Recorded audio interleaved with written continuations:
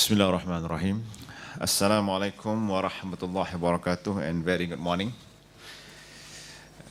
Shall we start with reciting Al-Fatiha? A'udzu billahi minasyaitonir rajim. Bismillahirrahmanirrahim. Alhamdulillahi rabbil alamin. Arrahmanir rahim. Maliki yaumiddin. Iyyaka na'budu wa iyyaka nasta'in. Ihdinas siratal mustaqim. صراط الذين أنعمت عليهم غير المغضوب عليهم ولا الضالين آمين. First of all, I would like to welcome to Professor Peter G. Riddle, our honorable speaker today, Dr. Sidi Arifin, who is lecturer in Quranic Studies at our Department of Al-Qur'an and Hadith, Akademi Islamic Studies, Dr. Khadir Ahmad, who is acting head department of Al-Qur'an and Hadith. Dr. Sabit, also senior lecturer in Tafsir at our department. Fellow lecturers, students, brothers and sisters, and ladies and gentlemen. Alhamdulillah, on behalf of Akademi Islamic Studies, again I would like to warmly welcome to Professor Peter G. Riddle, who is a professor at the Melbourne School of Theology, the Melbourne University, Australia. As I discussed with him, this is his first visit to the Academy of Islamic Studies, although he used to come here before. And then we wish that this is not the first and the last of his visit and his lecture, because this university is very keen and focused on collaboration between scholars all over the world, and we wish this is the first, particularly from Australia, actually, Prof. So it's very honor for us to have you and to follow your, inshallah, your lecture today. Brothers and sisters, before we start our lecture, I would like to introduce Professor Peter G. Riddle. He is a professor at the Melbourne School of Theology, University of Melbourne. He also has kind of affiliation with Monash University, Anthropology, School of Social Sciences. He also adjunct at SOAS University of London in a particular subject with history. And his research interests are Islamic studies, Southeast Asian studies, Islam in the Southeast Asia, Muslim-Christian relation, religious studies, Middle Eastern studies. That's among the main research of his interest. And regarding the publication, as we all know that particularly Muslim scholars, are known from their books and publication. And although Peter G. Riddle's a non-Muslim scholar, but referring to the CV, his CV, I found that there are many books regarding particularly the Tafsir. And his recent published articles is about translating the Quran into Indonesian languages. This published article can be found in the Al-Bayan, Journal of Quran and Hadith Studies, and easily accessed from the website of Bayan. And interestingly, he can speak Indonesian and Malay as well. So fluently, he can speak this language, so easily for us to understand. And those who want to take part in QA session, so they can ask also in Malay languages or Indonesian language, inshallah. So don't worry. He tried to give 2 languages during his lecture, English and Malay. So he asked me, is there any Iranian student here? So I answered that maybe, but today I don't see there are Iranian students. So it's up to the professor either to give. But we have Dr. Sabit from Jordan, and it's better to give 2 languages in this lecture. So without further ado, I would like to call upon Professor Peter G. Riddle to give his lecture. And today he will speak about Tafsir Al-Qur'an in the 17th century Malay world. So please, a big hand to him before we start.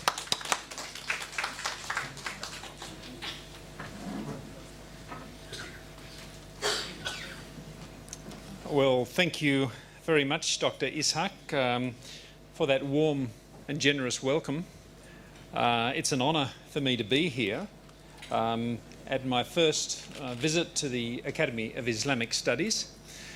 I've known of your work for a long time, and there's some very good research that comes out of here, and obviously excellent teaching programs. So for me, it's an honour.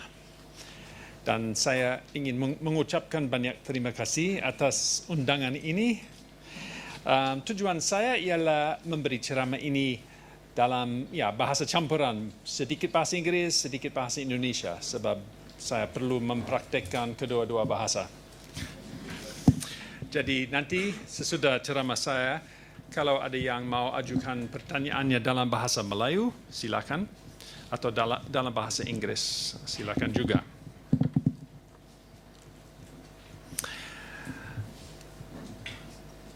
I've spent the last more than 30 years studying Southeast Asian studies, Indonesian and Malay studies.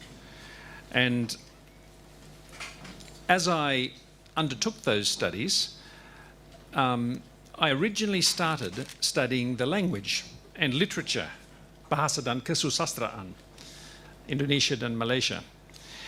And I finished my undergraduate studies, and when I was deciding what to do next and thinking about postgraduate studies, my supervisor, Professor Anthony Johns at the Australian National University, suggested that I look at a particular work of Tafsir, Tafsir Al-Qur'an, the Tarjuman al-Mustafid by Sheikh Abdul Rauf. So for my PhD, I examined that tafsir, Tarjuman al-Mustafid, and wrote my dissertation looking at linguistics, looking at aspects of sourcing, looking at matters of theology, looking at the qira'at, and that was my PhD thesis. And that was 25 to 30 years ago. Now, since then, I have continued my research because it's a topic that greatly interests me. And what I want to do today is I want to focus my talk on the very early period of the arrival and establishment of Islam in Southeast Asia, in what many call the Malay Indonesian world. There's a question that intrigues me. That is what we could consider 300 years of a gap. And my question is this. Islam came to the Malay world very early, through traders, through visiting scholars, religious figures. But generally, scholars consider the year 1300 as the period of establishment of Islamic communities in in Southeast Asia, 1300. Now, if first Islamic communities, the first sultanates, began to be established in Southeast Asia in 1300, what happens for the next hundreds of years in terms of studying the Qur'an? We must depend on archaeology, we must depend on tradition, we must depend on literature. But in those early centuries, in the 1300s, the 1400s, the 1500s, there are no copies of the Qur'an coming from Southeast Asia. There's no evidence of works of tafsir coming from Southeast Asia, from the Malay Indonesian world. 300 years. 1300s, 1400s, 1500s. Jadi di dalam zaman itu, mulai tahun 1300 sampai tahun 1600, sisa daripada pengajian Al-Qur'an sangat terbatas sekali. Tidak ada naskah, tidak ada manuskrip Al-Qur'an daripada period itu, tidak ada karya tafsir daripada 300 tahun itu. And we only find the first examples of the Qur'an from this region, from Nusantara, dating from about 1600, 1600. Jadi naskah yang paling, manuskrip yang paling tua, manuskrip Al-Qur'an itu, yang berasal dari daerah ini, dari Nusantara, dari dunia Melayu, diberikan kepada seorang sailor, seorang Belanda oleh Sultan Johor pada tahun 1606. In the year 1606, the Sultan of Johor gave a copy of Al-Qur'an to a Dutch admiral to say thank you, untuk mengucapkan terima kasih, because they were working together in an attack on Portuguese Malacca. Now, this is really the oldest example of the Qur'an that comes from this region. 1606, it was given by the Sultan of Johor to a Dutch admiral. The Dutch admiral took it back to Holland, and it then went into the collection of the library in Rotterdam, and it is still there today. And that's the oldest example of the Al-Qur'an coming from this part of the world. It's a beautiful manuscript. I visited Rotterdam 10 years ago, and I studied the manuscript, and I described it, and I published the manuscript. I published an article on the manuscript in Indonesia and the Malay world. And I have a copy of that article, which I will leave with my hosts to go into your library. Now, so the question is this: if the oldest Qur'an from this part of the world dates from 1606, when was the first Tafsir Al-Qur'an? If you have the Qur'an, when does the first work of Tafsir? Jadi kalau ada evidence daripada manuskrip Al-Qur'an itu, di mana ada evidence daripada karya Tafsir? And that's what I'm talking about today. So if you have your page, I am going to follow this page down. Jadi tujuan saya hari ini ialah memberi fokus kepada karya tafsir Al-Qur'an yang paling kuno, yang berasal daripada dunia Melayu. Sebelum saya terus bicara, saya mau mengajukan pertanyaan. Apakah bahasa saya cukup jelas? Ya? Mudah difaham? Bagus. I feel relieved. Good. Good. That's good. Okay. So if we look at these two columns, this page, there are ada dua karya tafsir yang dicatat di sana, bukan? Di sebelah kiri ada tafsir Suratul Kahf, dan di sebelah kanan ada tafsir Tarjuman Al-Mustafid. Kedua-duanya dikarang pada abad ke-17 di Kesultanan Aceh. Pertanyaan lagi. Siapa di sini sudah pernah dengar mengenai karya tafsir Suratul Kahf yang berasal dari Aceh pada abad ke-17 itu? Siapa sudah mendengar mengenai itu? Okay, that's good. Selain daripada itu, siapa sudah mendengar mengenai karya Tarjuman Al-Mustafid itu? Okay, beberapa. Good. So I'm going to begin from the beginning with both works. This is part of your heritage. Ini merupakan warisan Anda sekalian. The oldest works of tafsir coming from dunia Melayu. This is very, I believe, very, very important, and it's absolutely fascinating. Let us take them one by one. Jadi mulai dengan tafsir suratul Kahfi itu. There is only one manuscript of this tafsir which survives today. It is held in the library of the University of Cambridge.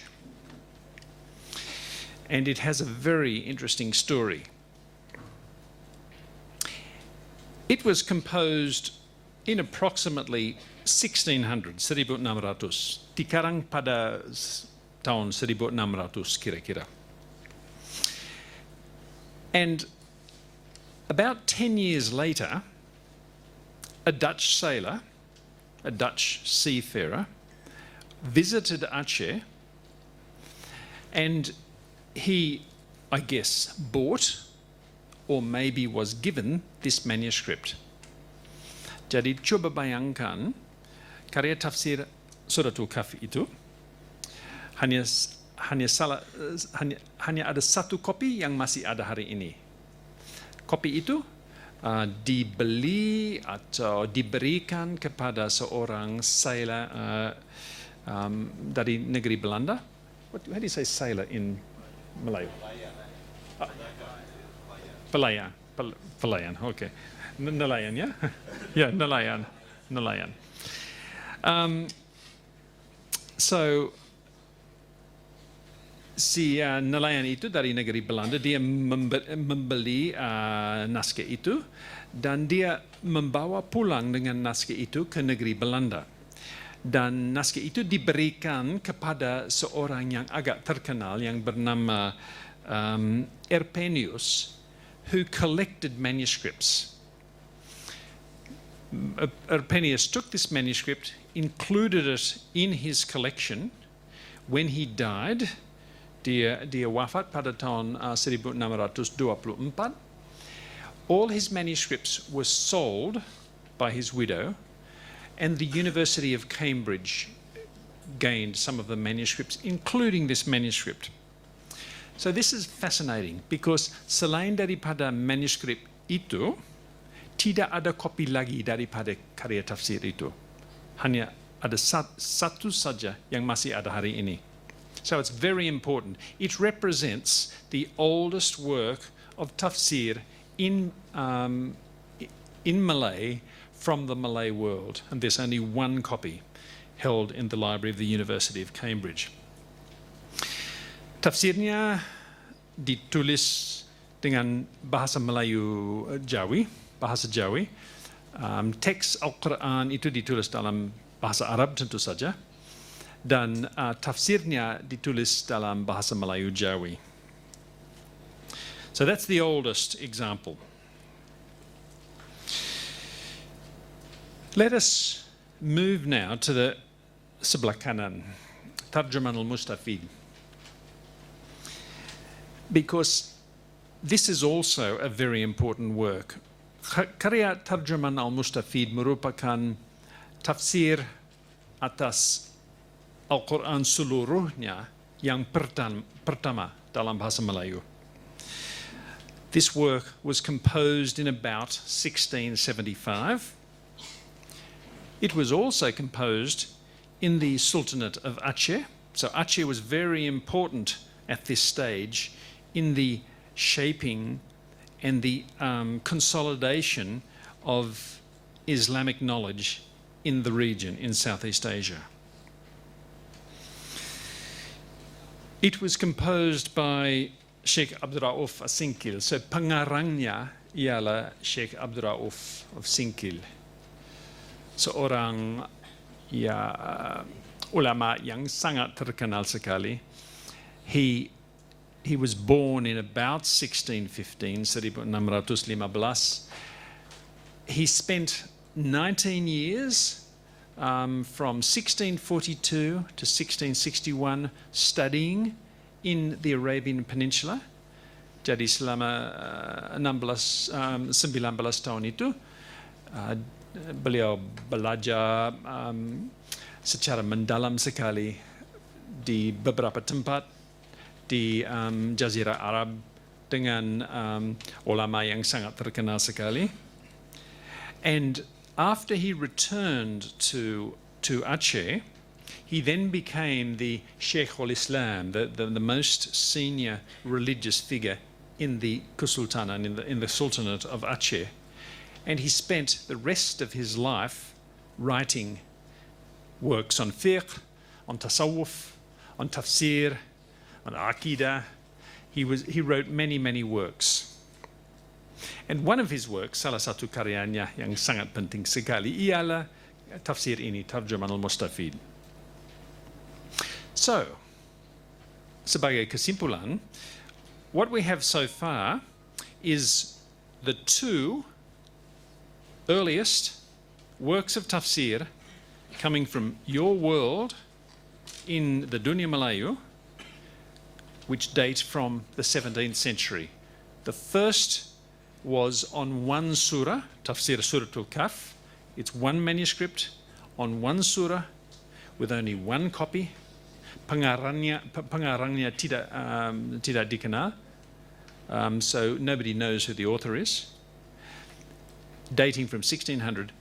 And the second work of tafsir is Tarjuman al-Mustafid, also dating from the 17th century, tafsir on the whole Qur'an. So these are very, very important works. And if you are studying the history of tafsir in your part of the world, in the Malay world, it's very important to study these two works. Now, one of my tasks at the moment is to finish a book. I am writing a book on these two works.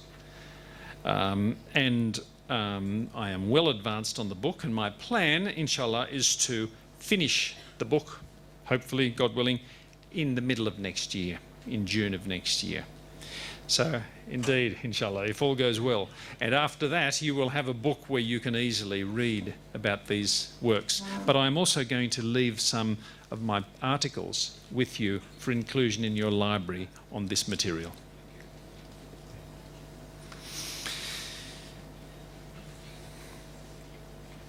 Now, so those are the works. What was the context? Let us leave the works now, the Karya Tafsir, and ask what was the social context. So I'm looking at the historical context. The historical context. What was Aceh like in the 17th century? Jadi bagaimana Kesultanan Aceh di dalam abad ke-17 itu? Apakah tenang? Apakah hubungan di antara semua orang di sana sangat baik sekali? Apa ada polemik? What was the context of 17th century Aceh which produced these two works of tafsir? Well, let me ask another question. Boleh saya mengajukan pertanyaan lagi? Siapa sudah mempelajari sejarah agak mendalam mengenai sejarah Kesultanan Aceh pada abad ke-17 itu?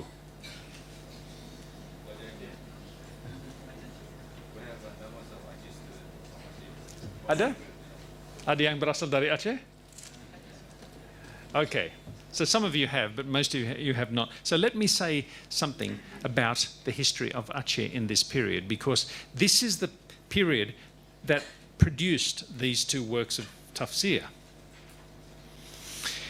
The century began, at the beginning of the 17th century, it began with Sufism dominant, but a kind of Sufism that was associated with a certain stream called the Wujudiyah. And it became a cause of great debate in Aceh during the century. Some of the early scholars from the early 17th century, they were later accused of neglecting the Sharia and of focusing very much on a kind of Sufism which forgot the basic elements of the Aqidah, the basic 5 prayers and so forth. And this became a matter of great debate and polemic during the century. In 1637, the Sultanate of Aceh received a visitor who became the new Sheikh al-Islam. His name was Nuruddin Ar-Raniri. And Nuruddin Ar-Raniri, he brought about a process of reform through very polemical methods, in which he accused his predecessors, the earlier sheikhs, of having forgotten the Sharia and having forgotten the basic requirements of outward practice of the Islamic faith. For 7 years, he was in control. He was the Sheikh al-Islam. And for those 7 years, there were trials. There were many books were burnt. Some people were killed. The middle period of that century, pada pertengahan abad ke-17 itu, the Achenese society was very unstable, and there was a lot of tension and social dislocation and disarray because of this process of reform and renewal that was taking place. Now, our first work of Tafsir, Tafsir Suratul Kafi, comes from the beginning of the century, before the polemic. The second work of Tafsir, Tarjuman al-Mustafid, comes from the end of the century, after the polemic. So one of the questions for me in my work, in my book, is how does that polemic reflect itself in these two works of Tafsir? And I'm still thinking about that. It's a work in progress. So, as I say in my handout here, under historical context, Aceh in 1600, the Wujudiyah was dominant. That was a very extreme version of Sufism. But Aceh in 1670, it was recovering from a religious polemic of Ar-Raniri, and it was past its political peak. So really, the Sultanate of Aceh, it was in two different situations at the beginning of the century and at the end of the century. And so the Tafsir from the beginning of the century and the Tafsir from the end of the century, my question is, how do they reflect that social disarray? So now let's return to talking about the actual Tafsirs themselves. Tafsir Suratul Kahf, what's it like? Well, it's quite fascinating to read the first Tafsir, because actually what you find in its style, it's the style of Tafsir, the gaya yang dipakai oleh pengarangnya, you find he depends very much on narrative, on storytelling, to explain the verses of the Qur'an. So, for example, when he is commenting on Suratul Kahf, he takes the stories and he takes the verses and adds very big stories to explain them. So let's think about Suratul Kahf for a moment. In Suratul Kahf, we have the account of the Ashabul Kahf. In Suratul Kahf, we have a number of themes. The other big ones are the meeting between Musa and Al-Khidr. And in Suratul Kahf, we have the story of Dhul Qarnayn as well. And there are other parts as well, but they're the big three themes in Suratul Kahf.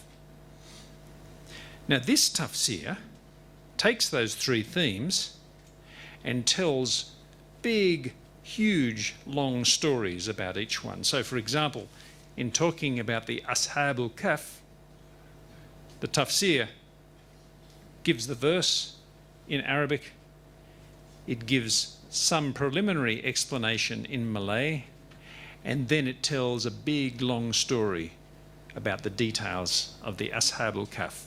Huge detail.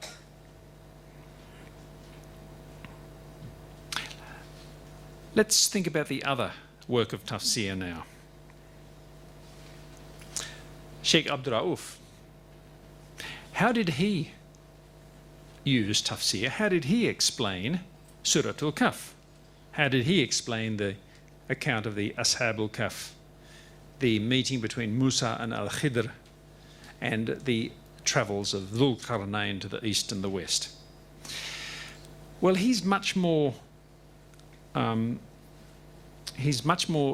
suppose, circumspect and telescopic and condensed and economical. He doesn't go into big, long stories. What he did, Tarjuman al-Mustafid, was that he took one other commentary, one Arabic commentary, the Tafsir al-Jalalain, and he used that as his core. He used that as the essential element of his tafsir. So, kalau kita membandingkan gaya kedua tafsir itu, yang pertama, tafsir Al-Qaf menggunakan kisah yang sangat panjang sekali untuk menerangkan isi ayat-ayat Al-Qur'an.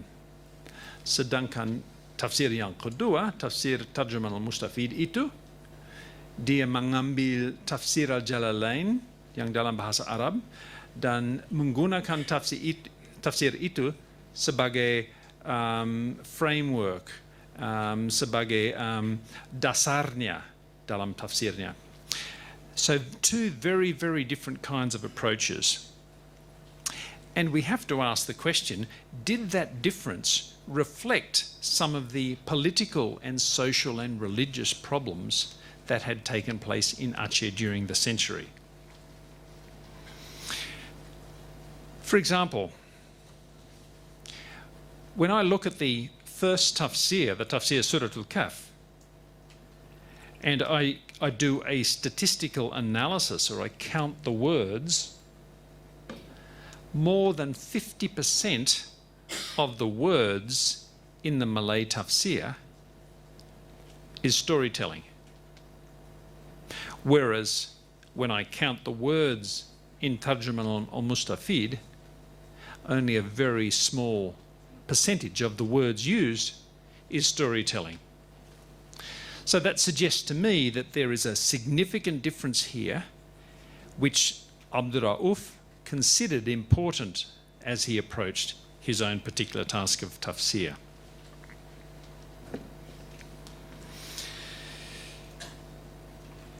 What else can we say about these works of tafsir? Well, we can say a lot. What about the language? It's quite fascinating to study the Malay of these two works of tafsir. One question, apakah bahasa Melayu yang dipakai di dalam kedua tafsir itu merupakannya bahasa Melayu yang agak kuno? Kalau kuno, bagaimana caranya, bagaimana bentuknya? In both tafsirs, when we look at the language that's used, what we find, for example, is the use of many archaic terms. So, dengar, not mendengar, but mendengar, the D is dropped. We find forms that are quite old as well. So, bahwasanya, tidapai.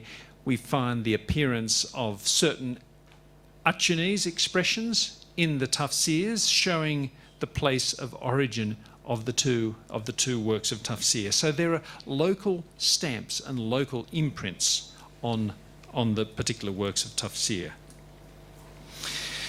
We find loan words from Minang as well, and loan translations from Arabic. And I'd like to take a few minutes now to talk about the style of translation. Let us consider that the penafsir, pengarang kedua karya itu harus memutuskan caranya menterjemahkan bahasa Arab daripada Al-Qur'an ke dalam bahasa Melayu. Apakah mereka akan memakai bentuk terjemahan yang harfiah, atau apa mereka akan memakai cara menterjemahkan yang lebih bebas, tidak begitu terbatas, tidak harfiah. What's interesting is that in the second tafsir, Tarjuman al-Mustafid, the translation style is sangat harfiah sekali. So in other words, when you look at the Arabic of Al-Qur'an and you look at the Malay of each verse, you find that it's a word-for-word correspondence. So actually in Tarjuman al-Mustafid, the Bahasa Melayu it's Malay in vocabulary, but it's more Arabic in its grammar. It's a style of Malay that's often called Kitab Malay, the Malay of religious texts that results from a very literal form of translation. However, when we look at the first work of Tafsir, Tafsir Suratul Kahf, it's quite different. There is some literal translation. Ada yang diterjemahkan dengan gaya yang harfiah, yang terjemahan yang harfiah. Tetapi selain daripada itu, ada yang memakai a form of Malay which is much freer. Why is that? Why is the Malay language of the first commentary much more free in its style than the Malay of the second commentary? I think the answer is, again, it's related to story. In that the early commentator, the first commentator who produced the commentary on Suratul Kahf, he saw his role as being storytelling. So he wasn't simply teaching and engaging in tafsir, but he was telling a story. So he used story a lot to explain the verses of the Qur'an.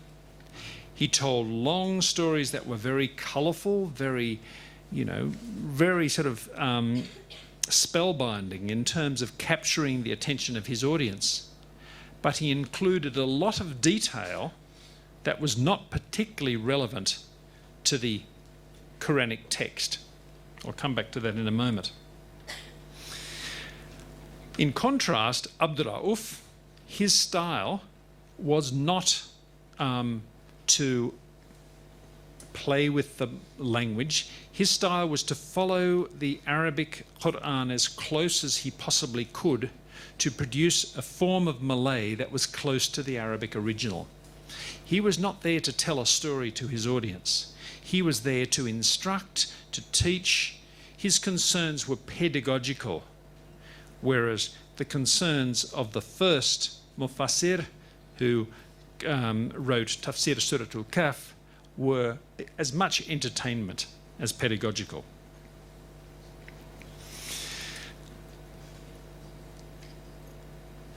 I'd like to think a little bit about another line here. You have a line called controversial elements.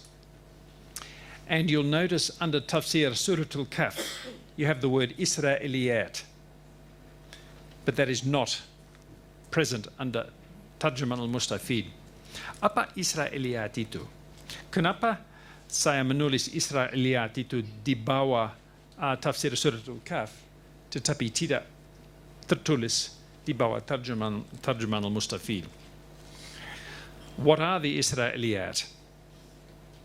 How are they relevant to this discussion? Did they play a role in the reputation of these two tafsirs? Well, the Israeliyat, I know, in fact, when I was walking around before this lecture, I walked past a class, and one class was actually discussing the Israeliyat as we walked past. So I know that there is some discussion of the Israeliyat in this academy. But what are the Israeliyat? Well, the Israeliyat are regarded as stories that were brought into the Islamic tradition by converts from Judaism and Christianity, stories that over time became embedded and integrated within many of the tafsir materials and in the Islamic literary materials. And many scholars have written about the Israeliyat many classical scholars. Ibn Kathir wrote a lot about the Israeliyat, but modern scholars as well. And for example, a work that I was studying recently by Hamka, by the Indonesian scholar Hamka, he was writing on the Israeliyat. He was quoting Ibn Kathir, and he said, well, Israeliyat, you find three kinds. You find some Israeliyat material which agrees with what the Qur'an says. You find some Israeliyat material which does not agree with what the Qur'an says. And you find some Israeliyat material which just provides extra detail which is not relevant, which has no connection, function to the Israeliyat. So, returning to our two tafsirs. Jadi yang pertama, tafsir yang paling kuno itu tafsir Suratul Kahf yang berasal dari Aceh pada tahun 1600. Seperti saya sudah menerangkan, gaya tafsir di dalam tafsir itu, tafsir Suratul Kahf itu, penuh dengan kisah, dengan story and anecdote. Ya, secara terperinci sekali. The detail of the stories in this account is huge. And it looks very much like there is some Israeliyat material in there. For example, the kisah mengenai Ashabul Kahf, which is included, the story about the Ashabul Kahf, which is included in Tafsir Suratul Kahf, goes into great detail talking about the names of the 7 young men, but also their dog, and a big, long, extended discussion about the colour of the dog. Okay, jadi ada beberapa paragraf di dalam tafsir itu yang membicarakan secara terperinci sekali warna anjing itu yang ada dengan Ashabul Kahf. Question is that detail important for the Qur'an? And the answer is no, it doesn't. And that is one of the hallmarks of Israeliyat, the inclusion of material which has no connection, no relevance, and no use whatsoever in terms of understanding the Quranic content. So far, we've found some characteristics of the first tafsir which are not found in the second tafsir. Let me summarize. Jadi sebagai kesimpulan, kalau kita membandingkan tafsir Suratul Kahf yang lebih kuno dengan tafsir Tarjuman al-Mustafid, ada perbedaan yang sangat penting sekali pada hemat saya.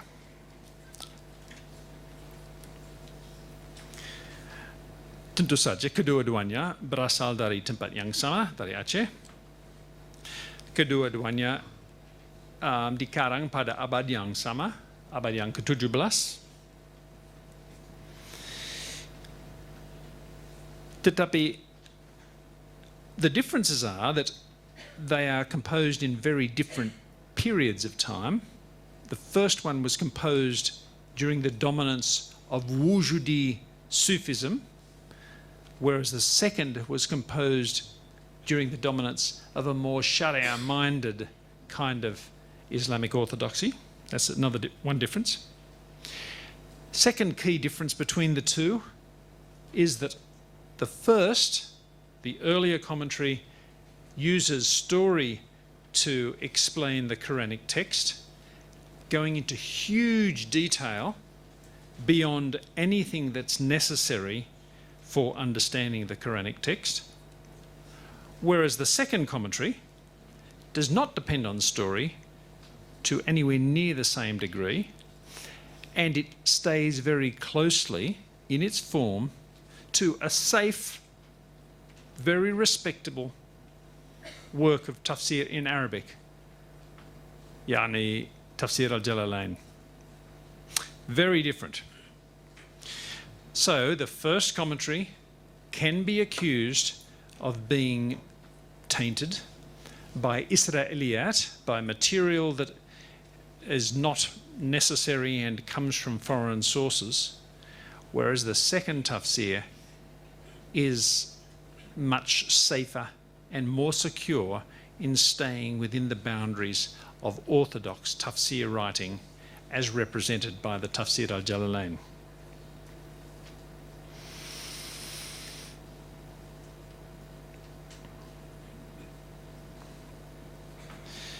There's much more to be said on these two commentaries. Of course, this discussion could be taken further. One could do a comparative study of these early commentaries with a later commentary from the Malay world. There's a PhD topic for one of your students. I recently gave a conference paper in Jakarta at a conference at the Universitas Islam Negara in Jakarta. And in my conference paper, I compared, saya membandingkan kedua tafsir ini dengan tafsir Nurul Ihsan yang dikarang di sini di Malay pada tahun 1925 sampai 28, betul? So that was an interesting comparison. Now, I don't know as much about Tafsir Nurul Ihsan, but there is work to be done there. If some of you are looking for a topic, for a title for your PhD, one topic would be, how did Malay tafsir writing emerge and evolve between the 17th century and the early part of the 20th century? Something like that. There's a lot of work to be done. But really, in summary and to conclude, I would encourage you, even though you don't know, you haven't encountered this material, these early tafsirs very much, remember that we are talking about your warisan, really. This is part of the warisan Melayu, these early tafsirs. This is important material to understand the trajectory of the Islamic faith in Southeast Asia in general, to understand the history of pengajian Al-Qur'an di dalam dunia Melayu, and really to understand the shaping of the Islamic tradition in this part of the world, which is a very key part of the Islamic world.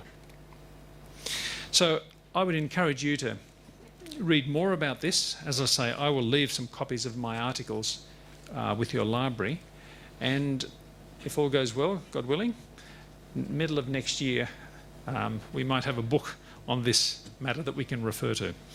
Thank you very much. I think I'll conclude there.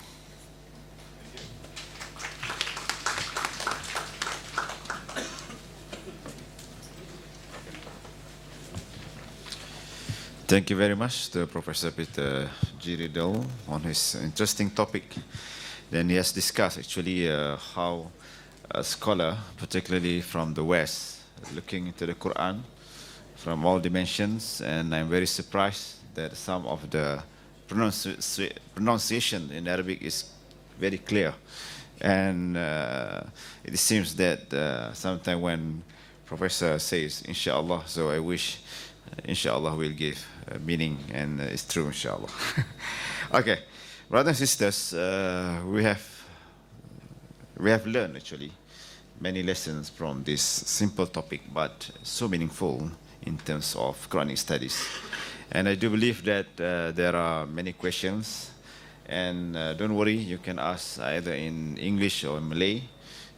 We already heard that Professor is very fluent in our language actually, and you can ask many subjects actually, because his interest not only in Quranic studies, also in political and many aspects regarding Malay world.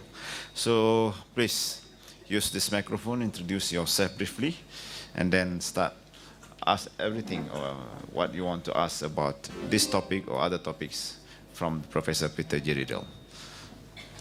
So, who are the first? Ya. Dalam bahasa apa itu, Ibu ya? Bahasa Melayu, ya. Silakan. Yes. You want to say? Which one is better for you? You want to say?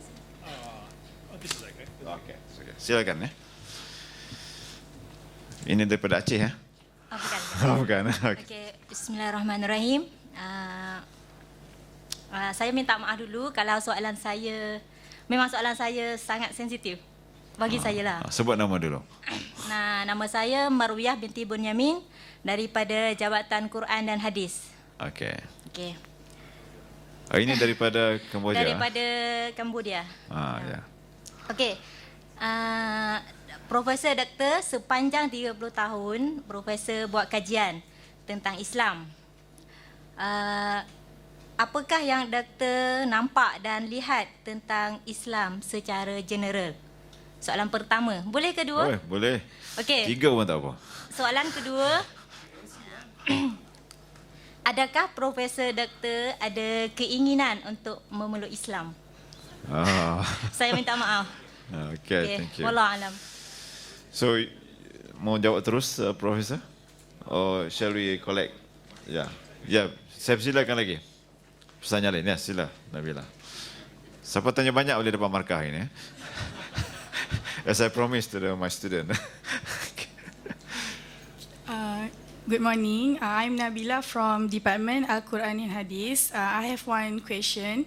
What drive you, Professor, to do research on translation or interpretation of Al-Qur'an in Asia? That's all. Thank you. Okay, thank you. One more, please. Yes. We give this one. Kita silakan. Assalamualaikum warahmatullahi wabarakatuh. Salam. I'm Muhammad Nurullah bin Abu Bakr from Islamic Study. Firstly, I would like to thank you about a very interesting talk. I have one question. What do you think or comment about ayat in Surah Kaf? Bismillahirrahmanirrahim. وَيُنذِرُ الَّذِينَ قَالُوا اتَّخَذَ اللَّهُ وَلَدًا صَدَقَ اللَّهُ الْعَظِيمُ. Thank you. So,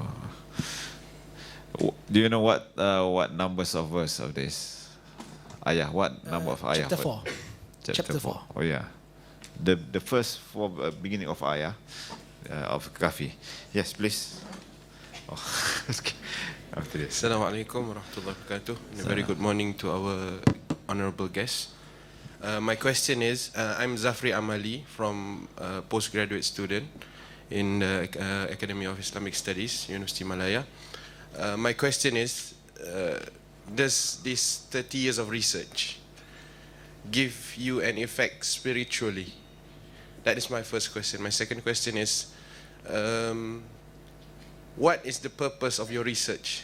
Is it self-satisfaction or anything else besides that? Thank you. Okay, yes, please. Dipersilakan. Oh, okay, don't worry. Is it okay, Prof, or you want to stop and then to answer? After this one, okay. Assalamualaikum warahmatullahi wabarakatuh. Assalam. Saya memilih untuk bercakap bahasa Melayu. Okay. Nama Saya Muhammad Hassan bin Daud. Persoalan saya, bagaimanakah kita ingin mengerti soal hermeneutik di dalam tafsir Al-Quran? Apakah di dalam penafsiran warisan tanah Melayu sama ada Indonesia ataupun Malaya mempunyai pengaruh hermeneutik di dalam penafsiran mereka? Okay. Okay, humanity, Prof. It's better.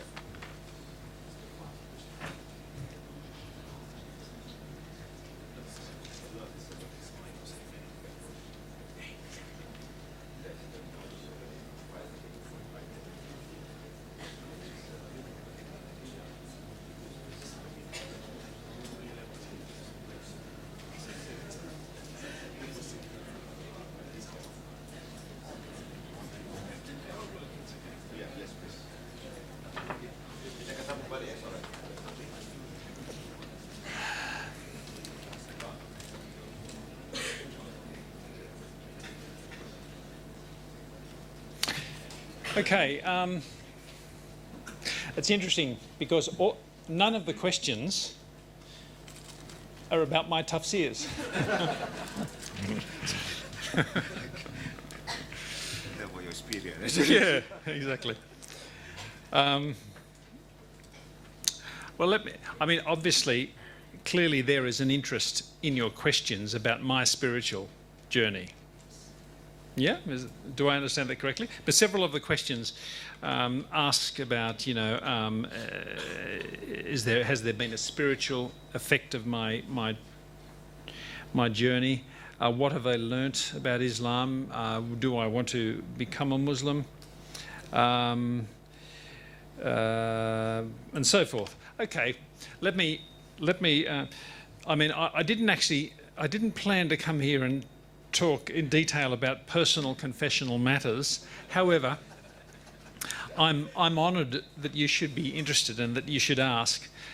I consider myself a believer. I am a very clearly committed believer in the one God. And so on the question of the spiritual journey, I have been on a spiritual journey myself for all of my life, and I am a regular worshipper. And my own personal spiritual journey, and here I'm speaking from the heart, my own spiritual journey has been, I believe, an important reason why I have been able to have good relationships with my many Muslim friends. I am not a secularist. I'm not an atheist. Quite the opposite. I believe in the one God. I believe in the Creator God, and I worship on a regular basis. Now, down through my life, I have had Muslim friends attend my wedding. I've had Muslim friends stand beside me as I buried my parents, grieving with them. So the spiritual journey for me is something that's very important to the person that I am, and my study of Islam has been part of that. So I know, for example, that there's a lot of negative comment about Orientalism. I don't consider myself an Orientalist who is hostile to Islam and trying to reduce and attack Islam. That is not the person that I am. So I hope that helps somewhat in answering that.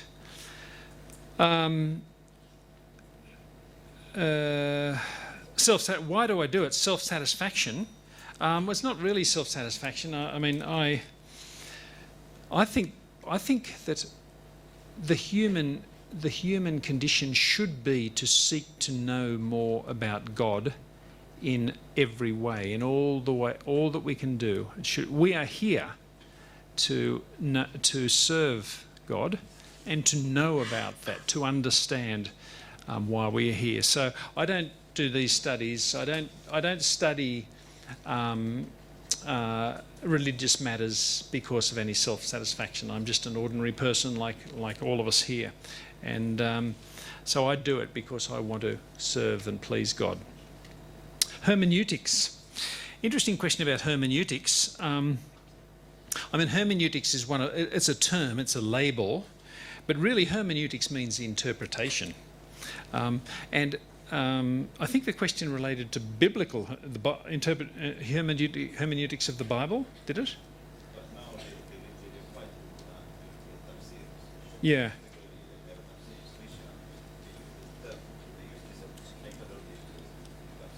Yes.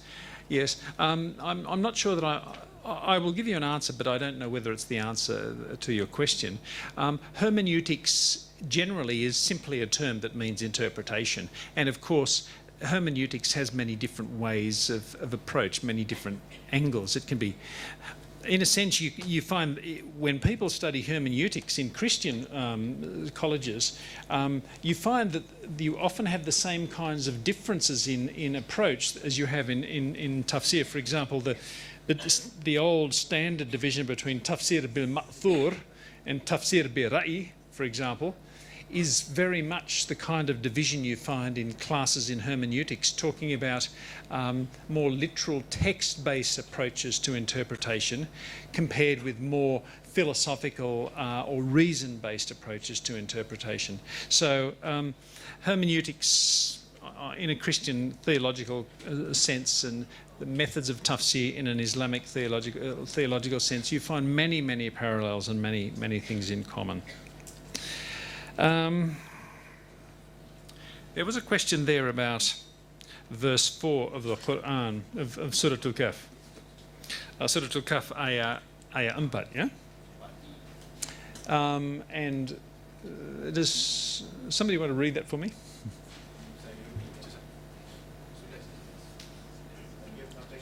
بسم الله الرحمن الرحيم وينذر الذين قالوا اتخذ الله ولدا صدق الله العظيم.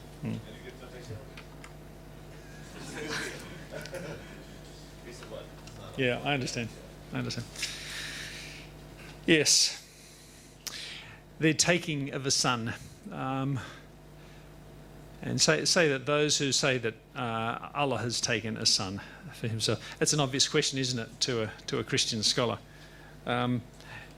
And it is an obvious point of historical difference between Christianity and Islam. Christians would say that Christians believe in one God, and the concept of a son is used in a metaphorical sense. It's used metaphorically. It's not that God took a son in a physical sense, not at all. That would be blasphemous to Christians to suggest that. We're talking, in Christian terms, we're talking about metaphor here, and metaphor is something which is, of course, is used and appears in all faiths. Metaphor appears in the expression Ibn Sabil, for example, for a traveller. Ibn Sabil, the son of the way, doesn't imply some sort of physical thing. It's simply a metaphorical use of the Ibn Sabil metaphor. And that's how Christians talk about Jesus in a metaphorical sense, not in a physical sense. So that's how a Christian would respond to your question on that verse. What have I learned about Islam? Well, I recently gave a paper in a conference in Turkey, and in the conference paper, I considered the concept of mu'min, what mu'min means in the context of Surah Al-Kahf, actually. And one of the very interesting things about Surah Al-Kahf is that it talks about communities that existed before the Islamic community in Medina. So the Ashab al-Kahf dates from the time of the 3rd, 4th century. And there it's talking about young men who were mu'min. They had not lived after the time of the Prophet Muhammad in Medina. They lived before that time, but they were mu'min.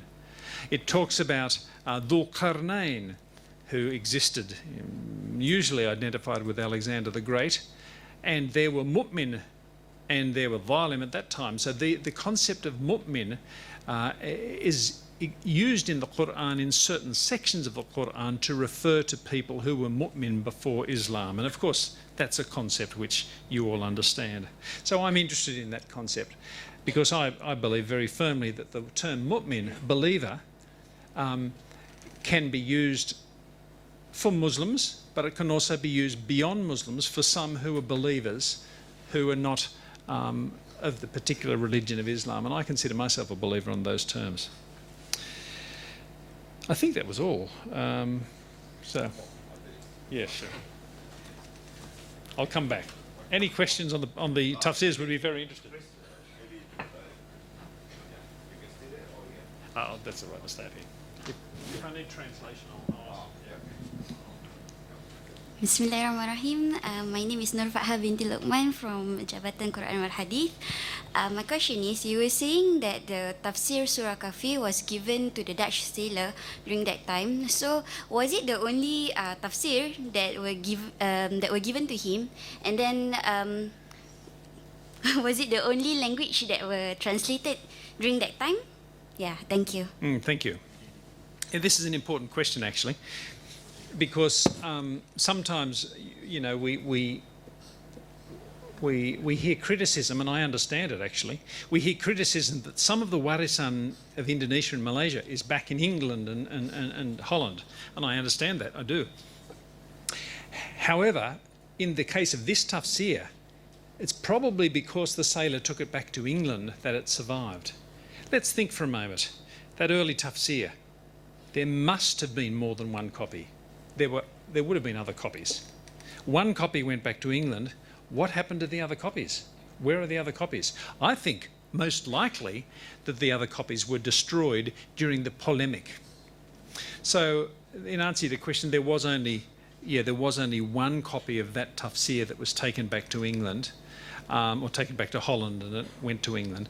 And in a sense, it's fortunate that it was, because that copy survived to tell us a story about the history of early Tafsir in the Malay world. Yes, please. Since we have until 12:30, I don't worry. So please use this time. Okay. Saya Hadijah daripada postgraduate di Akademi Pengajian Islam. Saya nak bertanya sebab saya tertanya-tanya lah bila 1606 Sultan Johor bagi kopi kepada Dutch. Itu Al-Qur'an ya. Jadi sebelum, sebab bukti kedatangan Islam adalah pada 1303 kalau tak silap saya di Terengganu. Jadi antara tempoh tu dalam 300 tahun tidak dijumpai. Mengapa tidak dijumpai? Mungkin mengapa tidak dijumpai ada naskah Al-Qur'an di dunia Melayu ini. Terima kasih. Very clear, Prof. Is it clear? Ya. Justru itu yang sangat penting sekali. Kenapa di dalam tempoh 300 tahun itu tidak ada sisa, tidak ada naskah yang masih ada daripada Al-Qur'an dan sebagainya. Itu masalahnya. Why? Climate, paper. How long does paper survive in this climate if it isn't properly preserved? If you take a manuscript of Al-Qur'an now, and you cannot keep it in air conditioning, but you just keep it in the normal temperature, will it survive 600 years? I think that the very earliest materials decayed. I think they existed, but I think that they just decayed largely through climate. That's my guess, but we don't know. Yeah, please. This is his first. After that, yeah. Assalamualaikum warahmatullahi wabarakatuh. I'm from postgraduate student from University Malaya. Your name, I have please. one question. My name is Muhammad Zahil Zakaria. So, Professor, after you have did research about Tafsir Quran in the Malay world, did the research change your perspective and view about Islam? Thank you.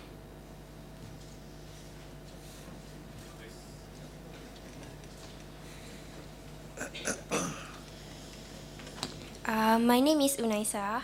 I'm from Jabatan Al-Qur'an Hadith. Why is the first tafsir was the tafsir of Al-Kahf? Does the community at that time place no importance in the other surahs, or they place a higher importance in Surah Al-Kahf? Thanks. That's a great question. Maybe the others. Sure. Yes, please. Satu lagi. Assalamualaikum dan selamat pagi. Nama Muhammad Hanif bin Ali. Saya berpandangan bahawa tafsir terjuman Al-Mustafid ini tidak mempunyai kesan langsung berkaitan konteks sejarah yang berlaku pada ketika itu. Dan soalan saya, adakah terjuman Al-Mustafid ini boleh dikatakan sebagai satu tafsir kerana ia hanyalah berbentuk harfiah dan rujukan utamanya adalah tafsir Al-Jalalain dan Al-Baydawi yang sudah tentu konteks sejarahnya berbeza sama sekali dengan tanah Melayu ketika itu. Jadi soalan dia? Soalannya, adakah terjuman Al-Mustafid ini boleh dikatakan sebagai tafsir yang memberi respon kepada masyarakat ketika itu, sedangkan tafsir ini sebagai tafsir hafiah semata-mata? Okay, jelas. Okay, maybe you can give response. Sure. Yeah. No, they're good questions. Thank you for those. Firstly, did my research change my perspective on Islam? Well, look, my research certainly educated me much more. I've learnt a tremendous amount over the years. Did it change my perspective? I never had a negative perspective on Islam. When I was at university, I was sharing a house with Indonesian friends who were all Muslims.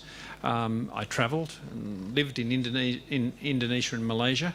I had very close friendships at that stage with Muslim people, and in as much as I understood it, is the Islamic religion at that time. Now, my perspective is still equally positive. I still have many friends. I'm hosted by Muslims wherever I go. I cooperate. I write articles together with Muslim friends on aspects of Islam. I'm planning to write a joint article with a Turkish Muslim friend on the Israeliyat, for example. So my perspective, my positive perspective has not changed because it was positive and it remains positive. But my knowledge, of course, has increased hugely. Question by the young lady here about why Al-Kahf. That's a good question. Why does the first commentary, why is it a commentary on Surah Al-Kahf and not on Surah Maryam or Surah Yasin. Surah Yasin or whatever? For Yeah, example, absolutely, yeah. absolutely. Because in Malay now we are quite familiar with that surah, particularly on the night of Thursday. So most are Muslim are read this surah regularly. Yes, yes. I mean, I'm not sure why, but I think, and I need to have this clear in my mind when I finish my book.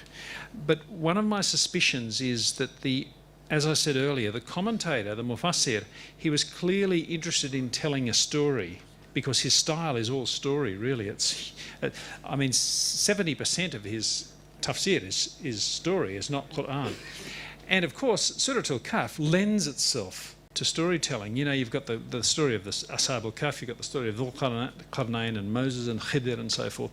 And so they're very rich stories themselves, even before you start adding bits. So that's one reason. The other reason, of course, is the whole significance of Surah Al-Kahf in terms of eschatology, in terms of reading it as a protection against the Dajjal at the end of times and so forth. So it's got an eschatological function. It's a very important surah, of course.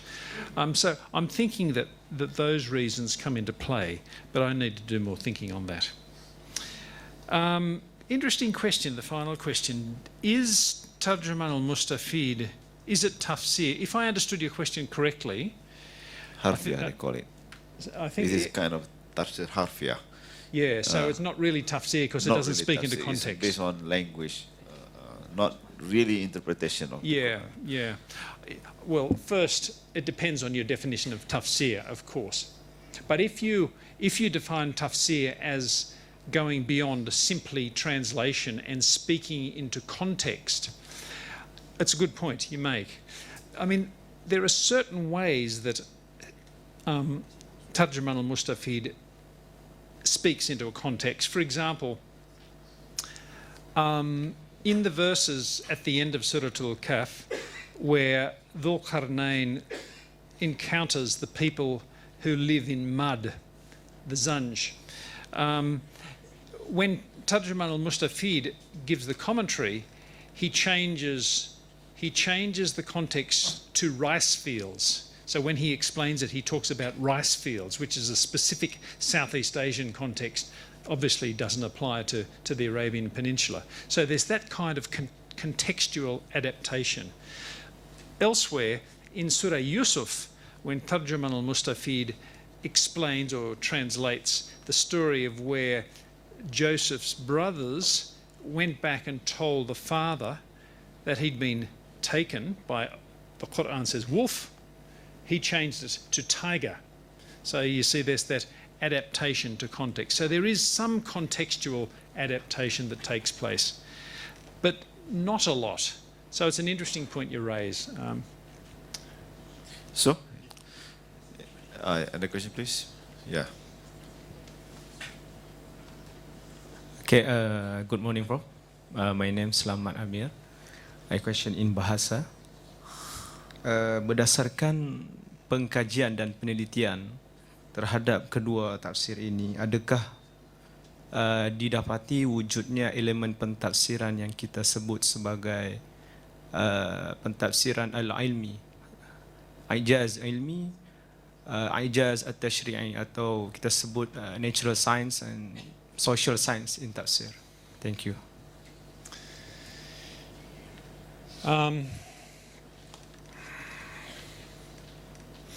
Look, yeah, I think that's you're researching that for your thesis, correct? I want to make you as one of references. Yeah. And look, to be honest, if you're researching that topic, I think it's best to work with 20th century tafsirs. These sorts of tafsirs, if you were to define them in that way, you would have to be careful that you weren't shaping it to fit your own needs. I don't think these tafsirs easily fit into that mould. Actually, no, I don't think so. Very clear? Yes, please. Yes. Good afternoon, Professor. My name is Muhammad Ali Hanafiah Nur Rashid from Department of Al-Qur'an and Al-Hadith, Academy of Islamic Studies. My question is about Tafsir Tarjuman Mustafid. Is the Tafsir Anwar Baydawi that written by Abdul Rauf Sinclair is same with Tafsir Tarjuman Mustafid? Because the title of this tafsir is different. If the tafsir is same, why the title of this tafsir, the both of two tafsir is different? Is there for everything else, or what the factor? What the reason? What the reason? Yeah. Okay, thank you. Yes, please. The other one there. Assalamualaikum warahmatullahi wabarakatuh. Nama saya Abdul Hadi Kamal bin Ahmad daripada Al-Qur'an Hadis. Soalan saya berkenaan apakah ataupun adakah bukti yang mengatakan tafsir ini disiapkan atau dibuat di Indonesia dan juga disiapkan di Indonesia? Sebab ada yang mengatakan disiapkan di India dan negara Arab yang lain. Dan soalan kedua yang saya, sebagai doktor, sebagai orang luar, apakah doktor nampak kelemahan umat Islam pada hari ini? Terima kasih. That's, what's your opinion about the weaknesses of Muslim recently? That's what's your opinion? Don't worry. We are free to talk. Yes. Good morning, Prof. First of all, my name is Shakir. I'm student postgraduate from Department of Al-Qur'an Sunnah. I have read the article from the internet that you prefer to say that Tarjuman Mustafid was taken from Tafsir Jalalain, other than Tafsir Baydawi and Tafsir Kazin. What the reason? Okay, thank you. Okay, let's first talk about the Baydawi Jalalain issue. When I did my PhD, my goal was to study Tarjuman al-Mustafid and to identify its sources. What were its primary sources? So I put Tarjuman al-Mustafid on the table, and next to it I opened other tafsirs. So I opened Baydawi, I opened Jalalain, I opened Khazin, I opened others, Tabari and Razi and so forth. And I compared.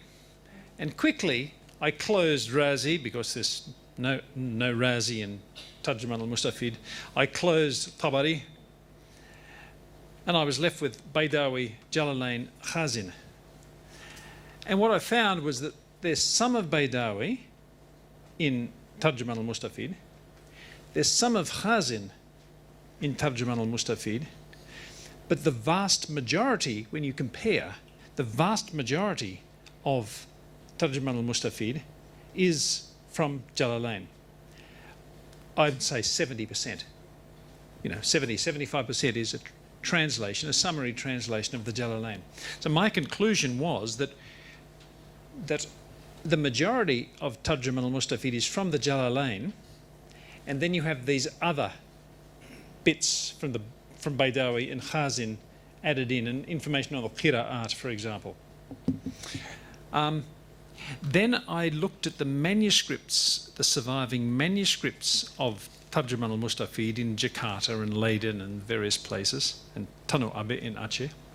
And I found that in one of the manuscripts, in the colophon, it said that it explained that Abdul Rauf himself wrote Tarjuman al-Mustafid, then he asked one of his students to add bits from Khazin and from the Qira'at. So, if you take Tarjuman al-Mustafid, if you take out the bits from Khazin that was put in by his student, if you take out the bits from the Qira'at that was put in by his student, you are left with something that is almost entirely Jalalain. So that's why I concluded that really that Tarjuman al-Mustafid is really the Malay Jalalain with extra bits and pieces.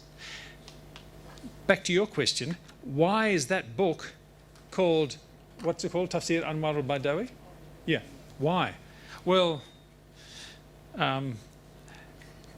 for many centuries now, for 150 years, people have talked about Tarjuman al-Mustafid as if it is a translation of Baidawi. It's not, I don't believe it is at all. It's a translation of Jalalain. But, a mistake was made early on. Somebody thought it was a translation of Baidawi. Maybe they looked at it quickly and they found one bit of Baidawi and they thought the whole thing's Baidawi. And that mistake was made, it was repeated, it was repeated, it was repeated up to today. Somebody has published that and called it Tafsir al-Baidawi. What they should do when they reprint that is they should call it Tarjuman al-Mustafid kebanyakannya terjemahan daripada Tafsir al-Jalalain. That's what they should do. But the isinya memang Tarjuman al-Mustafid yang otentik. Tetapi title page, salah. Sebaiknya diganti.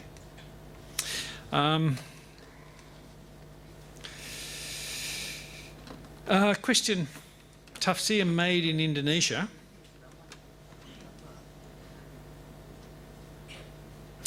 I assume... Maybe in India, that's what. Yeah, that's right. The gentleman... You're talking about Tafsir Surat al-Kahfi, are you? Well, yeah. I've never heard that suggested. The thing is, sudah jelas daripada sumber sejarah bahwa Sheikh Abdul Rauf itu pulang ke negeri Aceh daripada tanah Arab pada tahun 1661. Beliau wafat pada tahun 1693, dan di antara 2 tahun itu beliau bertugas sebagai Syekhul Islam. Jadi ada tugas yang official, yang resmi. Dan selama semua waktu itu beliau menulis mengarang. Akibatnya semua karangannya berjumlah 20 lebih. There's no evidence that he did that outside. All the evidence suggests that he did that in Aceh. If you know of some evidence where he went to India, that's interesting, but I've not heard that before. But I don't know of any such evidence. A question about weaknesses of Muslims. What's your opinion nowadays? To be honest, the problem I have with a question is that it's asking about weaknesses of Muslims. Well, all groups have some weaknesses. Some people have some weaknesses. Some Muslims have weaknesses. Some Christians have weaknesses. Some Buddhists have weaknesses. If we're going to talk about weaknesses of people, that's different. But I wouldn't particularly single Muslims out and say Muslims are weak. If we want to talk about weaknesses, well, human weakness. What is human weakness? For me, the greatest human weakness is turning away from God.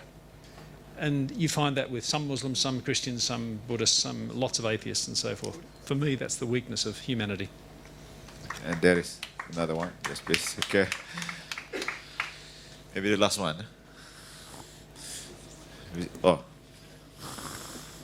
Make it short and precise. Okay. Qalla wadal. Hi, my name is Khalid Shahira binti Muhammad Hafiz from the Department of Al-Qur'an and Hadith. I'm bringing with me 2 questions by language. But the first question is, as we can see, the sources being used by the both author they are using the same source, which is Tafsir Al-Khazin and Tafsir Al-Baydawi, both. But how come they can have a big difference in the style of exegesis, the both of the tafsir?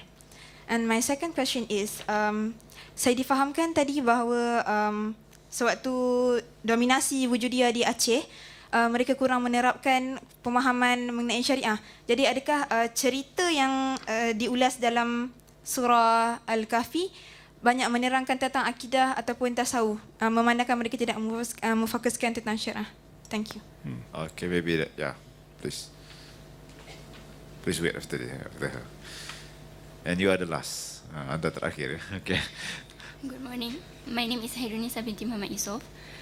My question is, how you build up this interest to do research on Islamic manuscript, and what leads you to this subject? What is ya? My next question, kalau selepas mengkaji tentang dua kitab tafsir ni, apakah the next tafsir that you will find out, then why and why? Sorry. Is it clear for you, Prof? Yeah, she was asking what is the next tafsir I'd Yeah. like to work on? Yeah, the next subject of research, I think.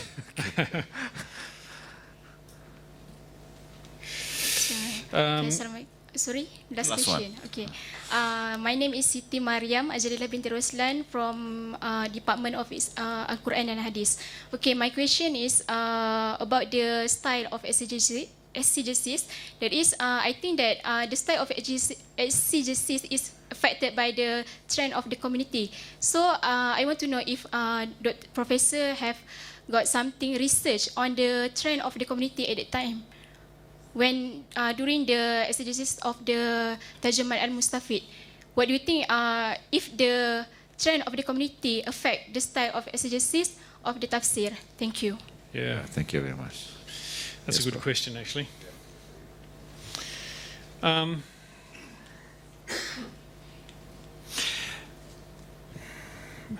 Let me do the easy ones first. I don't think any of them are easy, but interesting question. Both tafsirs use Khazin and Baydawi. Somebody asked this question. So why are the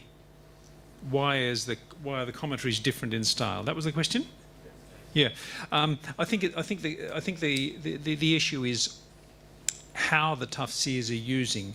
For example, the first commentary, Tafsir Surah Al-Kahf, uses Khazin very heavily, very heavily. And Khazin is full of this Israeliyat type material.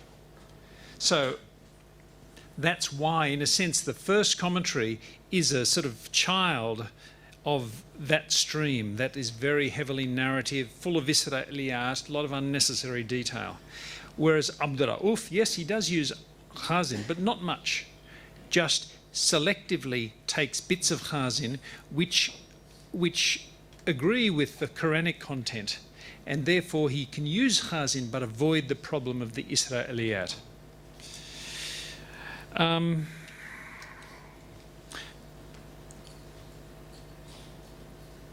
The Wujudiyya question, I mean, it is a good question. Surah Al-Kahf does have a lot on Aqidah in it. The thing is that the information about the debate about the Wujudiyya comes from other source material. It doesn't come from Tafsir Surah Al-Kahf. So all the information that I have gathered on the history of the polemic about the Wujudiyya comes from materials over here, and I am looking in Surah Al-Kahf to see if there's anything that casts a window or a light into that. And there's not a lot. That's a work in progress. So the conclusions about the Wujudi debate are not based on Surah Al-Kahf. I'm simply looking for evidence of the Wujudi debate in Surah Al-Kahf, if you see the difference.